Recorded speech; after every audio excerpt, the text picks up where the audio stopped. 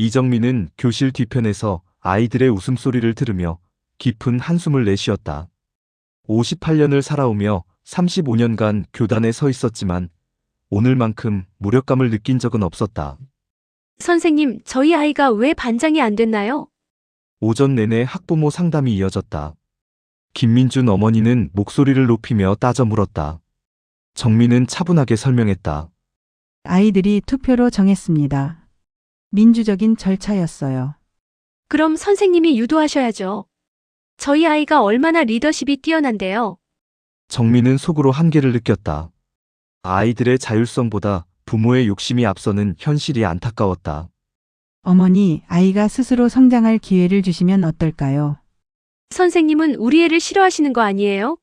담임을 바꿔달라고 교장 선생님께 말씀드리겠어요. 김민준 어머니가 화를 내며 교실을 나갔다. 정민은 의자에 주저앉았다. 이런 일이 하루에도 몇 번씩 반복됐다. 점심시간이 되자 동료 교사 박수진이 찾아왔다. 정미 선생님, 괜찮으세요? 복도에서 소리가 다 들렸어요. 괜찮아. 이제 익숙해졌어. 정민은 억지로 웃었지만 마음은 무거웠다. 요즘 학부모들이 너무 심해요. 예전 같지 않아요. 수진이 걱정스럽게 말했다. 정미도 동감했다. 처음 교사가 됐을 때만 해도 학부모들이 선생님을 존경했다. 하지만 이제는 달랐다. 선생님은 서비스업 종사자 취급을 받았다. 오후 수업 시간, 정민은 아이들에게 동화를 읽어주었다. 아이들의 반짝이는 눈빛을 보면 여전히 가슴이 따뜻해졌다. 선생님, 이 이야기 재밌어요. 선생님이 쓰신 건가요? 순수한 질문들이 쏟아졌다. 정민은 미소를 지었다. 아이들만큼은 변하지 않았다. 아니야. 하지만 선생님도 옛날에 이야기를 쓴 적이 있어. 우와, 정말요? 들려주세요. 아이들의 반응에 정민은 잠시 과거를 떠올렸다. 젊은 시절 동화 작가를 꿈꾸며 써둔 원고들이 집 서랍 어딘가에 있었다. 방과 후 정민은 빈 교실에 혼자 앉아 있었다. 내년이면 명예퇴직이다. 35년의 교직 생활이 끝나는 것이다. 내가 뭘 했나? 정민은 자문했다. 아이들에게 많은 것을 가르쳐줬다고 생각했는데 요즘에는 확신이 서지 않았다. 학부모들의 민원에 시달리고 행정 업무에 치여 정작 교육다운 교육을 했는지 의문이었다. 교장실에서 나온 김민준 어머니가 복도를 지나갔다. 정미를 힐끗 보고는 못마땅한 표정을 지었다. 정미는 고개를 숙였다. 언제부터 이렇게 위축됐을까? 집으로 가는 길, 정미는 무거운 발걸음으로 걸었다. 예전에는 교사라는 직업에 자부심이 있었다. 아이들의 미래를 키운다는 사명감도 있었다. 하지만 이제는 그런 감정을 찾기 어려웠다. 현관문을 열고 들어서니 딸 수민이 거실에서 노트북을 보고 있었다. 엄마 왔어요? 오늘 어떠셨어요? 응, 그냥 그래. 정민은 간단히 대답했다. 딸에게까지 하루의 힘든 일을 털어놓고 싶지 않았다. 엄마 얼굴이 안 좋아 보여요. 많이 힘드시죠? 수민이 걱정하며 물었다. 정민은 딸의 배려가 고마웠지만 한편으로는 초라했다. 딸에게 걱정을 끼치고 있다는 생각에 마음이 아팠다. 괜찮아. 엄마는 괜찮으니까 걱정 말고 공부나 해. 정민은 방으로 들어갔다. 거울을 보니 지친 얼굴이 보였다. 언제부터인가 웃음이 줄어들었다. 아이들 앞에서도 억지로 웃을 때가 많아졌다. 책상 서랍을 열어보니 오래된 원고 뭉치가 눈에 들어왔다. 20년 전에 써둔 동화들이었다. 당시에는 출간의 꿈도 있었지만 바쁜 일상에 묻혀 잊고 있었다. 이런 것도 있었구나. 정민은 원고를 펼쳐보았다. 젊은 시절의 열정이 담긴 글들이었다. 지금 읽어보니 서툴렀지만 순수함이 있었다. 그날 밤 정민은 오랫동안 잠들지 못했다. 명예퇴직 후의 삶에 대해 생각해봤지만 뚜렷한 계획이 없었다. 그저 딸 뒷바라지나 하며 살아야 하나 싶었다. 창밖으로 학교 불빛이 보였다. 내년이면 저곳을 떠나야 한다. 35년간 몸담았던 곳을 떠난다는 것이 실감나지 않았다. 명예퇴직을 한 지 한 달이 지났다. 정민은 매일 아침 7시에 일어나는 습관을 고치지 못했다. 35년간 몸에 밴 생체 리듬은 쉽게 바뀌지 않았다. 이제 일어날 필요도 없는데. 정민은 침대에 누워 천장을 바라보았다. 예전 같으면 지금쯤 교실에서 아이들을 맞을 준비를 하고 있을 시간이었다. 거실로 나오니 수민이 아침을 먹고 있었다. 엄마, 아직도 일찍 일어나세요?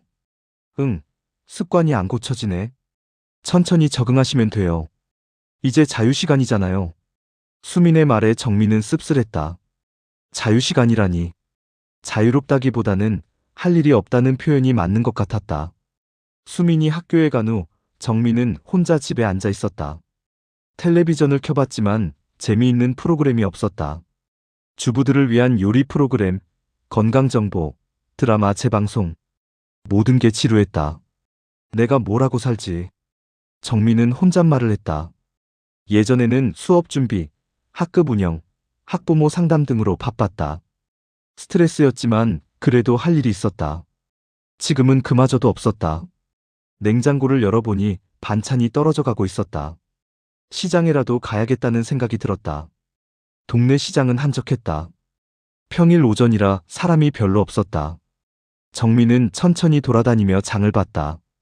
선생님 아니세요? 뒤에서 누군가 불렀다. 돌아보니 예전 제자의 어머니였다. 아, 안녕하세요. 퇴직하셨다고 들었어요. 이제 편히 쉬시겠네요. 네, 그렇게 됐네요.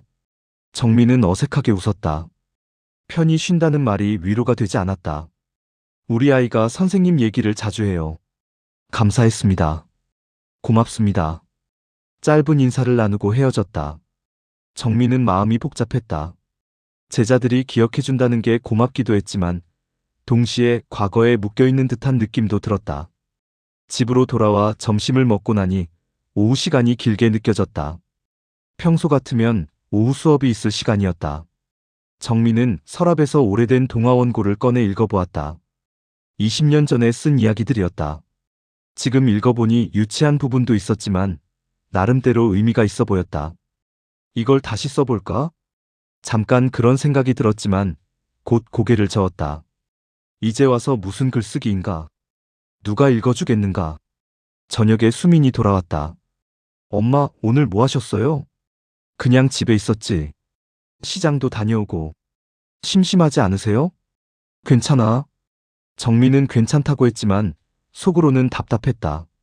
엄마, 취미생활 같은 거 해보시면 어때요? 등산이나 요가 아니면 독서 모임 같은 것도 있잖아요. 수민이 제안했다. 글쎄, 나이도 많은데. 무슨 말씀이에요? 요즘 50대는 젊어요. 수민의 말에도 정민은 소극적이었다. 새로운 모임에 나가서 낯선 사람들과 어울린다는 게 부담스러웠다. 그날 밤에도 정민은 잠들기 어려웠다. 생활 패턴이 바뀌어서 그런지 밤에 잠이 오지 않았다. 대신 낮에 졸음이 쏟아졌다. 이래서는 안 되는데. 정민은 자신의 상태를 걱정했다. 무기력함이 점점 깊어지는 것 같았다. 창밖으로 학교 방향을 바라봤다. 저곳에서 후임 교사가 자신의 일을 하고 있을 것이다. 아이들은 새 선생님에게 잘 적응했을까? 정미를 기억하기나 할까? 나는 이제 필요 없는 사람이구나. 그런 생각이 들자 마음이 더욱 무거워졌다. 다음 날도 마찬가지였다. 일어날 이유도 할 일도 없는 하루가 시작됐다. 정민은 이런 날들이 앞으로도 계속될 것이라는 생각에 두려워졌다. 한 달 더 지나고 정미의 일상은 더욱 단조로워졌다. 아침에 일어나서 집안일을 하고 텔레비전을 보고 낮잠을 자고 저녁에 수민과 식사하는 것이 전부였다. 어느 토요일 오후 수민이 진지한 표정으로 정미 앞에 앉았다. 엄마, 말씀드릴 게 있어요. 뭔데? 정미는 차를 마시며 딸을 바라봤다. 저 유학 가려고 해요. 미국에서 석사 과정을 밟고 싶어요. 정미는 찻잔을 내려놓았다. 갑작스러운 말이었다. 유학을? 갑자기 왜? 갑자기가 아니에요. 전부터 계획하고 있었는데 이제 기회가 생겼어요. 수민의 목소리에는 확신이 있었다. 그런데 돈은 어떻게 할 생각이야? 그게 문제예요. 유학비가 많이 들어요. 학비, 생활비 합쳐서 1년에 5천만 원 정도.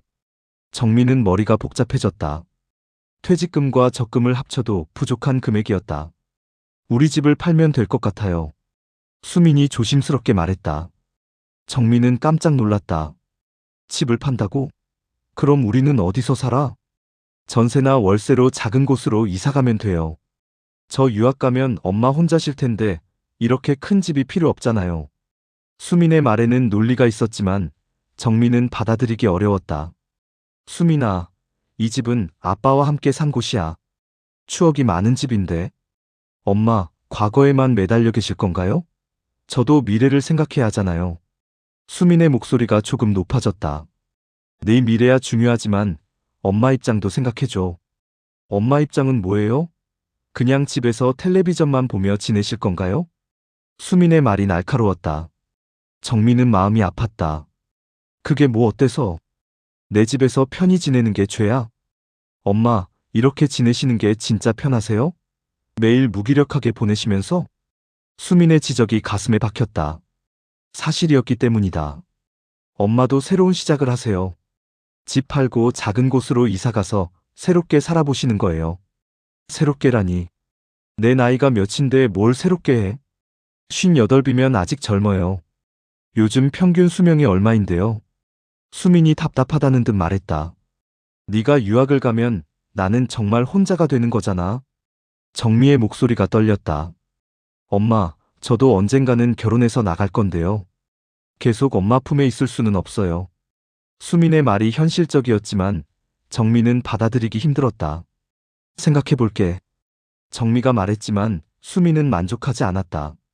엄마, 진지하게 생각해주세요. 제 인생이 걸린 문제예요. 알겠다고. 생각해본다고 했잖아. 정미는 짜증을 내며 방으로 들어갔다. 침대에 누워서 생각해봤다. 수민의 말이 틀린 건 아니었다. 언젠가는 딸도 독립할 것이고 자신도 혼자 살아야 할 날이 올 것이다. 하지만 이 집을 떠난다는 것은 남편과의 추억을 버리는 것 같았다. 남편 성호와 함께 신혼 시절을 보낸 곳이었다. 수민이를 키운 곳이었다. 성호야, 나는 어떻게 해야 할까? 정민은 돌아가신 남편을 떠올리며 중얼거렸다. 며칠 후 수민이 다시 이야기를 꺼냈다. 엄마, 생각해 보셨어요? 아직 결정하지 못했어. 엄마, 미안해요. 제가 너무 성급했나 봐요. 수민이 미안하다는 말을 했지만 눈빛은 여전히 간절했다. 하지만 정말 좋은 기회예요. 이런 기회가 또 언제 올지 몰라요. 정민은 딸의 마음을 이해했다. 젊을 때 꿈을 펼치고 싶은 것은 당연한 일이었다. 알겠어. 집을 알아보자. 결국 정민은 결정을 내렸다. 수민의 미래를 위해서라면 자신의 편안함은 포기할 수 있었다. 정말요? 엄마, 고마워요. 수민이 기뻐하며 안아왔다. 정민은 딸의 기쁨을 보며 조금은 위로받았다. 하지만 마음 한편으로는 불안했다. 새로운 환경에서 혼자 살아야 한다는 두려움이 밀려왔다. 새로운 환경으로 한 달 동안 집을 내놓고 새 거처를 알아본 결과 정민은 작은 원룸으로 이사하기로 결정했다. 강남 아파트를 팔고 강북의 오래된 빌라 원룸을 얻었다. 이사 당일 정민은 집을 둘러보며 마지막 인사를 했다. 거실, 안방, 수민이 방. 모든 곳에 추억이 서려 있었다. 엄마, 괜찮으세요? 수민이 걱정스럽게 물었다. 응, 괜찮아. 정민은 담담하게 대답했지만 속으로는 울컥했다. 이사짐은 생각보다 많지 않았다. 대부분의 가구는 새 주인에게 넘겨주고 필수품만 챙겼다. 30년 넘게 모아온 물건들을 정리하는 것은 마치 인생을 정리하는 것 같았다. 새로운 원룸에 도착했을 때 정민은 당황했다. 생각보다 훨씬 좁았다. 엄마, 생각보다 아담하네요. 수민이 애써 밝게 말했다. 아담하다니. 작다고 해. 정민은 쓴웃음을 지었다. 원룸은 10평 남짓했다. 침실과 거실이 하나로 합쳐져 있고 작은 주방과 화장실이 전부였다. 예전 집의 거실 하나 크기였다. 그래도 혼자 지내시기에는 충분해요. 관리하기도 편하고요. 수민이 긍정적으로 말했지만 정민은 답답함을 느꼈다. 짐을 정리하고 나니 저녁이 되었다. 수민이 치킨을 주문해서 함께 먹었다. 엄마, 내일부터는 진짜 혼자 쉬는 거네요. 응, 그렇네. 정민은 실감이 나지 않았다. 불편한 거 있으면 언제든 연락하세요. 제가 도와드릴게요. 알겠어. 너도 유학 준비 바쁠 텐데 엄마 걱정은 말고. 수민이 떠난 후 정민은 혼자가 되었다. 조용한 원룸에서 혼자 앉아 있으니 막막했다. 이제 진짜 혼자구나. 정민은 중얼거렸다. 남편이 죽었을 때도 수민이 있었다. 하지만 이제는 정말로 혼자였다. 첫날 밤, 정민은 잠들기 어려웠다. 낯선 공간, 낯선 소음. 옆집에서 들려오는 텔레비전 소리, 복도를 지나다니는 발걸음 소리 모든 것이 어색했다. 적응하려면 시간이 필요하겠지. 정민은 자신을 달랬다. 다음 날 아침 일어나서 보니 더욱 현실감이 들었다. 작은 주방에서 혼자 아침을 준비하는 것도 서툴렀다. 예전에는 수민이와 함께 식사했는데 이제는 혼자였다. 오늘은 뭘 하며 지낼까? 정민은 막막했다. 예전 집에서라도 청소할 곳이 많았는데 원룸은 금세 정리가 끝났다. 동네를 한 바퀴 돌아보기로 했다. 강북의 오래된 주택가였다. 골목이 좁고 건물들이 낡았다. 강남의 넓은 도로와는 확연히 달랐다. 마트에 들러 장을 보려니 물가도 신경 쓰였다. 예전에는 가격을 별로 안 봤는데 이제는 하나하나 따져봐야 했다. 이것도 적응해야겠네. 정민은 한숨을 쉬었다. 오후에는 근처 도서관을 찾아갔다. 작지만 깨끗한 공간이었다. 책을 읽으며 시간을 보내려 했지만 집중이 잘 안 됐다. 앞으로 이렇게 지내야 하는 건가? 정민은 불안했다. 새로운 환경에서의 생활이 쉽지 않을 것 같았다.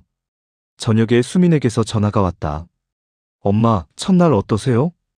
응, 그럭저럭 지내고 있어. 많이 어색하시죠? 시간이 지나면 나아질 거예요. 그랬으면 좋겠다. 전화를 끊고 나니 다시 정적이 흘렀다. 정민은 창밖을 바라보며 생각했다. 이게 내 새로운 시작인가? 두려움과 기대가 섞인 복잡한 감정이 들었다. 원룸에서의 생활이 시작된 지 일주일이 지났다. 정민은 여전히 적응하기 어려웠다. 모든 것을 혼자 해야 한다는 현실이 막막했다. 첫 번째 문제는 요리였다. 예전에는 수민이가 요리를 도맡아 했다. 정민은 간단한 반찬 정도만 만들었는데 이제는 모든 식사를 혼자 준비해야 했다. 라면이라도 제대로 끓여야지. 정민은 작은 주방에서 라면을 끓이려 했다. 그런데 가스레인지 사용법이 예전과 달랐다. 몇 번 시도 끝에 겨우 불을 켰다. 라면을 끓이는 도중 물이 넘쳐서 가스레인지 위로 흘렀다. 아이고, 이걸 어떡해. 정민은 당황해서 불을 끄고 청소를 했다. 간단한 라면 하나 끓이는 것도 쉽지 않았다. 두 번째 문제는 외로움이었다. 하루 종일 말할 사람이 없었다. 예전에는 수민이와 이런저런 이야기를 나눴는데 이제는 오직 자신의 목소리만 들렸다. 말을 안 하니까 목소리도 이상해지는 것 같네. 정민은 혼잣말을 하며 쓸쓸해했다. 세 번째 문제는 시간이었다. 할 일이 없어서 하루가 너무 길었다. 오전에 청소와 빨래를 마치면 오후 내내 할 일이 없었다. 텔레비전을 켜놨지만 집중도 안 되고 재미도 없었다. 이렇게 살면 안 되는데? 정민은 자신의 상황을 걱정했다. 무기력함이 점점 깊어지고 있었다. 어느 날 오후 정민은 동네 도서관에 갔다. 조용한 공간에서 책이라도 읽으며 시간을 보내려 했다. 도서관은 작았지만 아늑했다. 창가 자리에 앉아 소설책을 펼쳤다. 그런데 글자가 잘 안 들어왔다. 집중력이 떨어진 것 같았다. 나이가 드니까 책도 안 읽혀지네. 정민은 한숨을 쉬었다. 그때 옆 테이블에 앉은 할머니가 말을 걸었다. 처음 보는 얼굴이시네요. 이사 오셨어요? 네, 일주일 전에 이사 왔어요. 어디서 오셨어요? 강남에서요. 할머니의 눈이 커졌다. 강남에서 여기로요? 무슨 일이 있으셨나? 정민은 자세한 사정을 말하기 어려워했다. 그냥 작은 집으로 이사 왔어요. 혼자 사세요? 네, 혼자 살아요. 할머니가 동정어린 표정을 지었다. 요즘 혼자 사는 어르신들 많아요. 적응하시려면 시간이 좀 걸리실 거예요. 정민은 위로받는 기분이었다. 도서관에 자주 오세요? 네, 매일 와요. 집에 혼자 있으면 답답해서요. 할머니의 말에 정민은 공감했다. 저도 그래요. 집에 있으면 할 일이 없어서. 그럼 내일도 오세요. 같이 앉아서 책 읽어요. 할머니의 제안에 정민은 고마웠다. 다음 날부터 정민은 매일 도서관에 갔다. 박할머니와 함께 앉아 책을 읽고 이런저런 이야기를 나눴다. 전에는 뭘 하셨어요? 박할머니가 물었다. 초등학교 교사였어요. 35년 했어요. 와, 대단하시네요. 선생님이셨구나. 박할머니가 존경하는 눈빛으로 봤다. 오랜만에 인정받는 기분이었다. 할머니는 뭘 하셨어요? 저는 그냥 평범한 주부였어요. 남편 뒷바라지하고 아이들 키우고. 두 사람은 비슷한 처지였다. 나이 들어 혼자가 된 여성들이었다. 도서관에서 시간을 보내며 정민은 조금씩 안정감을 찾았다. 할 일이 생겼고 말할 상대도 생겼다. 하지만 집으로 돌아가면 여전히 외로웠다. 저녁을 혼자 먹고 혼자 텔레비전을 보고 혼자 잠드는 일상이 반복됐다. 이런 생활이 언제까지 계속될까? 정민은 불안했다. 박할머니와의 만남이 위로가 되긴 했지만 근본적인 해결책은 아니었다. 어느 날 밤 수민에게서 전화가 왔다. 엄마 어떻게 지내세요? 응, 그럭저럭 지내고 있어. 많이 외로우시죠? 제가 자주 못 가서 죄송해요. 괜찮다. 너도 바쁜데. 엄마, 뭔가 취미 활동 해보시면 어때요? 혼자만 있지 마시고. 수민의 제안에 정민은 생각해봤다. 취미 활동이라. 네, 글쓰기 모임이나 독서 모임 같은 것도 있을 거예요. 나이 많은 사람이 무슨 글쓰기를. 엄마 예전에 동화 쓰셨잖아요. 다시 해보시면 어때요? 수민의 말에 정민은 깜짝 놀랐다. 수민이가 자신의 동화 원고를 기억하고 있다니. 그런 걸 누가 읽어주겠니? 요즘은 인터넷도 있고 동네 모임도 많아요. 찾아보시면 있을 거예요. 전화를 끊고 나서 정민은 생각에 잠겼다. 글쓰기 모임. 생각해보니 나쁘지 않았다. 한번 알아볼까? 정민은 작은 희망을 품었다. 다음 날 도서관에서 박할머니에게 글쓰기 모임에 대해 물어봤다. 할머니, 혹시 이 동네에 글쓰기 모임 같은 거 있어요? 글쓰기 모임요? 잠깐만요. 박할머니가 생각해보더니 손을 들었다. 아, 맞다. 여기 도서관에서 월요일마다 독서 토론회를 해요. 거기 가면 글 쓰는 분들도 있어요. 정말요? 네, 박 선생님이라고 전에 출판사에서 일하신 분이 진행하세요. 정미의 눈이 반짝였다. 출판사에서 일하신 분이요? 네, 편집자셨대요. 퇴직하고 나서 여기서 봉사활동 하시는 거예요. 정미는 관심이 생겼다. 출판사 편집자라니 글에 대해 잘 아실 분 같았다. 다음 월요일에 한번 가보려고요. 좋은 생각이에요. 저도 몇 번 가봤는데 분위기가 좋더라고요. 월요일이 되자 정민은 조금 일찍 도서관에 갔다. 독서 토론회는 오후 2시에 시작이었다. 회의실에 들어가니 대여섯 명이 앉아 있었다. 대부분 50대 이상의 중년 여성들이었다. 새로 오신 분이시네요. 반갑습니다. 진행자가 인사했다. 키가 크고 인상이 온화한 60대 남성이었다. 박윤수라고 합니다. 이곳에서 독서 모임을 진행하고 있어요. 이정미입니다. 처음 참석해봅니다. 정미가 어색하게 인사했다. 어떤 책을 좋아하시나요? 소설이나 에세이를 주로 읽어요. 좋습니다. 오늘은 신경숙 작가의 소설을 다뤄보려고 해요. 모임이 시작되자 분위기가 활발해졌다. 각자 책을 읽고 느낀 점을 이야기했다. 정미는 처음에는 주로 듣기만 했다. 정미 씨는 어떻게 생각하세요? 박윤수가 정미에게 의견을 물었다. 저는 주인공의 외로움이 많이 공감됐어요. 구체적으로 어떤 부분에서요? 혼자 지내면서 느끼는 그 막막함이요. 요즘 제가 그런 감정을 많이 느껴서. 정미의 솔직한 답변에 다른 참석자들이 공감했다. 맞아요. 나이 들면서 혼자 있는 시간이 늘어나잖아요. 저도 남편이 돌아가시고 나서 그런 감정 많이 느껴요. 비슷한 경험을 가진 사람들끼리 이야기하니 마음이 편해졌다. 모임이 끝나고 박윤수가 정미에게 다가왔다. 오늘 처음이신데 의견을 잘 말씀해 주셨어요. 감사합니다. 혹시 글을 써보신 적 있으세요? 정미는 깜짝 놀랐다. 어떻게 알았을까? 예전에 조금. 어떤 글이요? 동화를 좀 썼었어요. 아주 오래전에. 박윤수의 눈이 밝아졌다. 동화요? 흥미롭네요. 작품이 남아있나요? 집에 원고가 있긴 한데 워낙 오래된 거라. 한번 보여주실 수 있을까요? 제가 출판사에서 편집 일을 했거든요. 정민은 가슴이 뛰었다. 정말로 누군가 자신의 글을 읽어줄 수 있다니.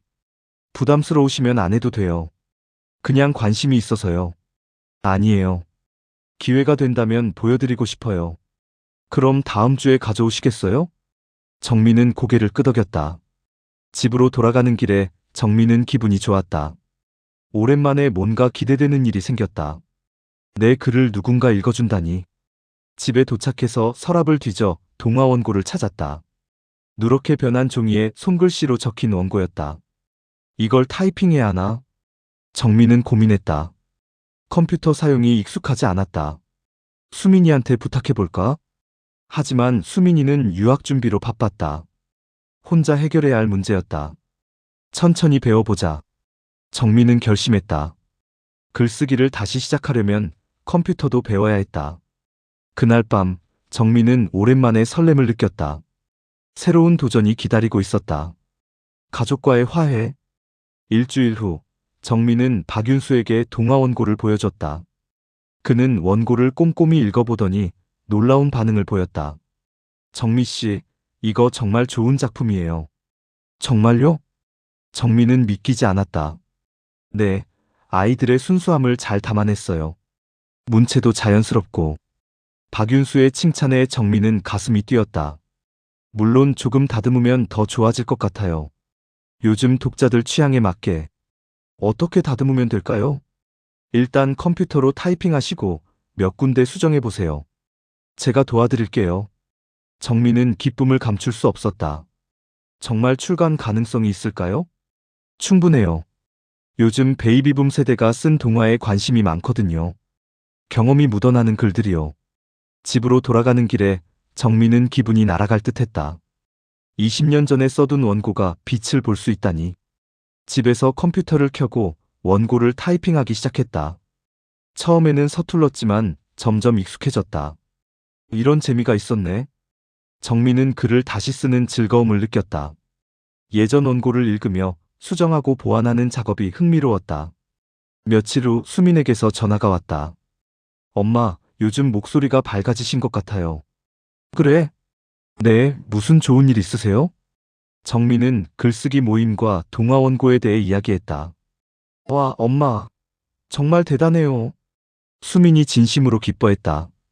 출간까지 될지는 모르겠지만 될 거예요. 엄마 글솜씨 제가 잘 아는걸요. 수민의 응원에 정민은 힘이 났다. 엄마 미안해요. 제가 집 팔자고 해서. 뭘 미안해. 내 덕분에 새로운 시작을 하게 됐잖아. 정민은 진심으로 말했다. 정말로 그랬다. 집을 팔고 혼자 살게 되면서 오히려 새로운 기회를 만났다. 엄마가 이렇게 활기차신 모습 오랜만에 봐요. 나도 그런 것 같아. 뭔가 할 일이 생기니까 좋더라. 한 달 후 박윤수가 놀라운 소식을 가져왔다. 정미 씨, 출판사에서 연락이 왔어요. 정말요? 네, 정미 씨 작품에 관심 있다고 하네요. 정민은 꿈만 같았다. 조건도 나쁘지 않아요. 인세도 주고. 인세요? 네, 책이 팔린 만큼 저자에게 돈을 주는 거예요. 정민은 작가가 된다는 사실이 실감나지 않았다. 그 소식을 수민에게 알렸더니 수민이 울먹였다. 엄마, 정말 축하해요. 너무 자랑스러워요. 고맙다. 내 덕분이야. 무슨 말씀이에요? 엄마 실력이죠. 집 팔자고 하지 않았으면 이런 기회도 없었을 거야. 정민은 진심이었다. 안전지대에 머물렀다면 새로운 도전을 하지 못했을 것이다. 엄마, 제가 유학 가도 괜찮을 것 같아요. 엄마만의 삶이 있으시니까. 당연하지. 네 꿈을 펼쳐라. 정민은 더 이상 딸에게 의존하지 않아도 될 것 같았다. 자신만의 일이 생겼고 목표도 생겼다. 출간 계약을 하는 날, 정민은 떨리는 마음으로 출판사에 갔다. 계약서에 사인을 하는 순간 정말로 작가가 된 기분이었다. 축하합니다, 이정미 작가님. 출판사 편집자가 축하해줬다. 작가님이라는 호칭이 새로웠다. 집으로 돌아가는 길에 정미는 하늘을 바라봤다. 성호야, 나 작가가 됐어. 돌아가신 남편에게 말하는 기분이었다. 분명 하늘에서 기뻐하고 있을 것이다. 원룸에 도착해서 거울을 봤다. 언제부터인가 표정이 밝아져 있었다. 눈에도 생기가 돌았다. 새로운 시작이구나. 정미는 미소 지었다. 해시태그에 시태그 8장. 새로운 시작. 6개월 후, 정미의 동화책 할머니의 마법 상자가 출간됐다. 작은 출판사에서 나온 책이었지만 정미에게는 세상에서 가장 소중한 책이었다. 서점에서 자신의 책을 처음 봤을 때 정미는 눈물이 났다. 이정미 지음. 자신의 이름이 표지에 박혀 있는 게 신기했다. 할머니, 이 책 쓰신 분이에요? 어린 손자를 데리고 온 할머니가 물었다. 네, 제가 썼어요. 와, 대단하시네요. 손자한테 사줘야겠어요. 정미는 뿌듯했다. 누군가 자신의 책을 사간다니. 동네 도서관에서는 작은 북토크 행사를 열어줬다. 박윤수가 진행을 맡았다. 오늘은 우리 동네에서 새로운 작가가 탄생한 것을 축하하는 자리입니다. 정미는 떨리는 마음으로 자리에 앉았다. 이정미 작가님, 글을 다시 시작하게 된 계기가 뭔가요?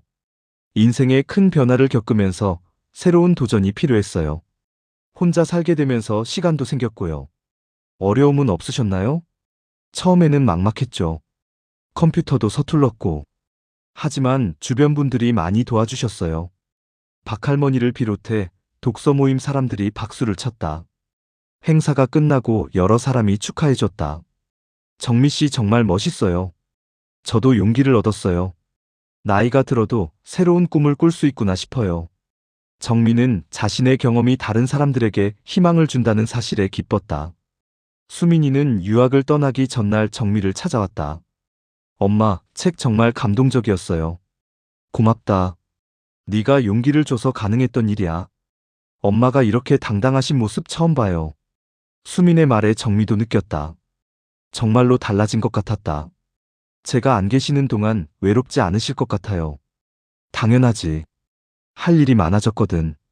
정미는 벌써 2번째 동화책을 준비하고 있었다. 연락 자주 할게요.